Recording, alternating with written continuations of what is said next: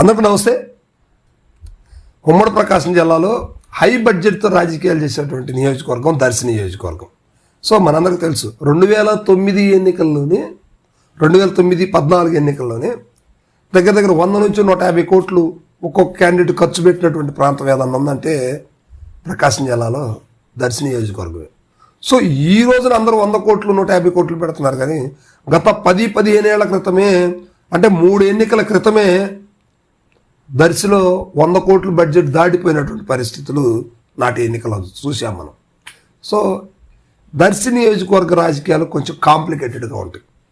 ఎందుకంటే ఇక్కడ మితిమీరినటువంటి ఫ్యాన్స్ ఉంటారు ఒక పార్టీకి. అది ఏ పార్టీ అయినా కూడా, టీడీపీ కావచ్చు, జనసేన కావచ్చు, వైసీపీ కావచ్చు. పార్టీలు బలోపేతానికి కృషి చేసేవాళ్ళు, పార్టీ నాయకులు బలంగా ఉంటారు కింది స్థాయిలో. సో ప్రస్తుతానికి ఇక్కడ వైఎస్ఆర్సీపీకి బూచేపల్లి శివప్రసాద్ రెడ్డి గారు ఇటీవల 2024లో గెలిచినటువంటి ఎమ్మెల్యేలో ఒక ఎమ్మెల్యేగా ఉన్నారు. సో ఇక్కడ స్వల్ప ఓట్లతో ఓడిపోయినటువంటి వ్యక్తి గొట్టిపాటి లక్ష్మి గారు ప్రస్తుత కూటమిలో మంత్రిగా ఉన్నటువంటి వ్యక్తి గొట్టిపాటి రవికుమార్ గారి అన్నగారి కుమార్తె గొట్టిపాటి లక్ష్మి గారు అందరికి పరిచయమైనటువంటి వ్యక్తి. సో ఈమె ఇక్కడ ఇన్ఛార్జిగా యాక్టివిటీ చేస్తూ ఉంది. వైఎస్ఆర్సీపీకి బూచేపల్లి శివప్రసాద్ రెడ్డి గారు ఇక్కడ పనిచేస్తూ ఉన్నారు. కానీ తెలుగుదేశం పార్టీకి ఇంకొక నేత కావాలంటూ దర్శి నియోజకవర్గంలో అందరినీ కలుపుకోపోవటం లేదు. తెలుగుదేశం పార్టీలో జనసేన కూటమిని కలుపుకోలేకపోతున్నారు అంటూ కొన్ని వార్తలు గొట్టిపాటి లక్ష్మి గారి మీద వస్తూ ఉన్నాయి. సో ఆ వార్తను బేస్ చేసుకొని మరో కొత్త ఇన్ఛార్జి దర్శి నియోజకవర్గానికి రాబోతున్నారు అనే మాటలు వినిపిస్తా ఉన్నాయి. సో ఇది మన సోషల్ మీడియాలో అంతా కూడా చూసాం. సో ఆ వ్యక్తి ఎవరు అంటే గతంలో ఇక్కడ పనిచేసినటువంటి మాజీ మంత్రి సిద్ధారాఘవరావు గారు.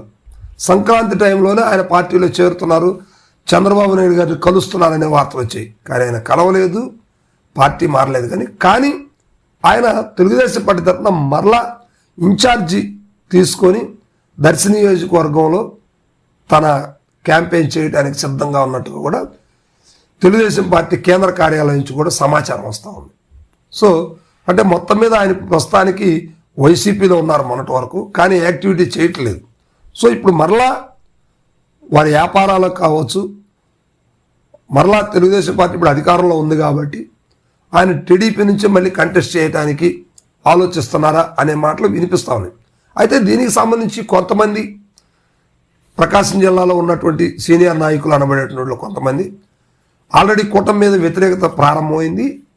ఇప్పుడు పార్టీ మారితే నెక్స్ట్ ఖచ్చితంగా ఓడిపోతారు, అందువల్లనే ఎట్లా 2.5 సంవత్సరం కావస్తుంది కాబట్టి కొంచెం ఆగి చూద్దాం అన్నట్టుగా కొంతమంది సీనియర్ నాయకులు ఉన్నారు. ఆ నాయకులు ఎవరో కూడా మీకు ప్రత్యేకంగా చెప్పాల్సిన అవసరం లేదు, మీ అందరికీ తెలుసు.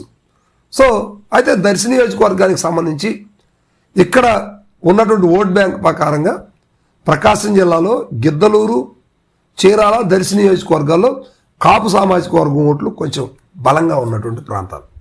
సో గతంలో కూడా కూటమి పేరు తరఫున జనసేనకి గిద్దలూరు నుంచి దర్శి నుంచి కూడా టికెట్ ఇస్తారు అనే మాటలైతే వినిపించాయి. కానీ ఉమ్మడి ప్రకాశం నెల్లూరు జిల్లాల్లో, ఉమ్మడి నెల్లూరు ఉమ్మడి ప్రకాశం జిల్లాలో ఒక్క సీటు కూడా జనసేనకి ఇవ్వలేదు. సో కారణాలు ఏవైనా కావచ్చు. సో ఇక్కడ అంతా కూడా తెలుగుదేశం పార్టీ పూర్తి స్థాయిలో పోటీ చేసింది కూటమిలో ప్రధాన పార్టీగా. కానీ సిద్ధారాఘవరావు గారిని ఇప్పుడు దర్శి నియోజకవర్గ ఇన్ఛార్జి తీసుకొస్తే ఉన్నటువంటి గొట్టిపాటి లక్ష్మి గారి పరిస్థితి ఏంటి?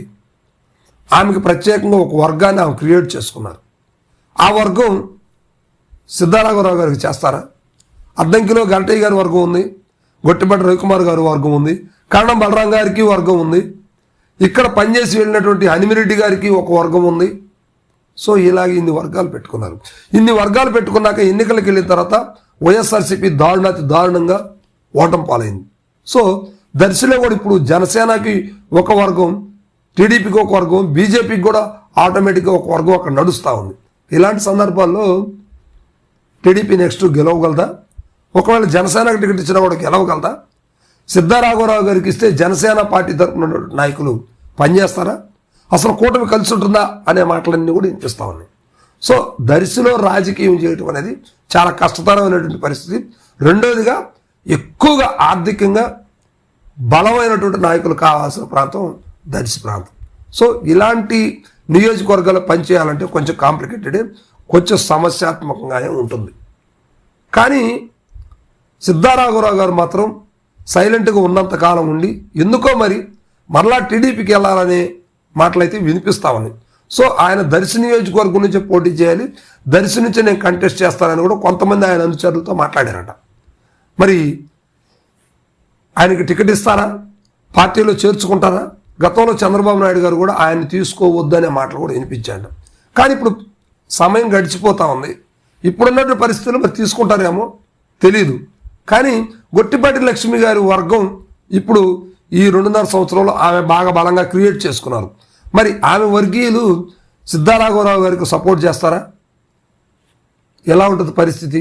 కొంచెం వెయిట్ చేయాల్సిన పరిస్థితి. సో ఈ విషయానికి తెరపడాలంటే కొన్ని రోజులు ఆగాల్సిందే. అప్పటి వరకు వెయిట్ చేద్దాం.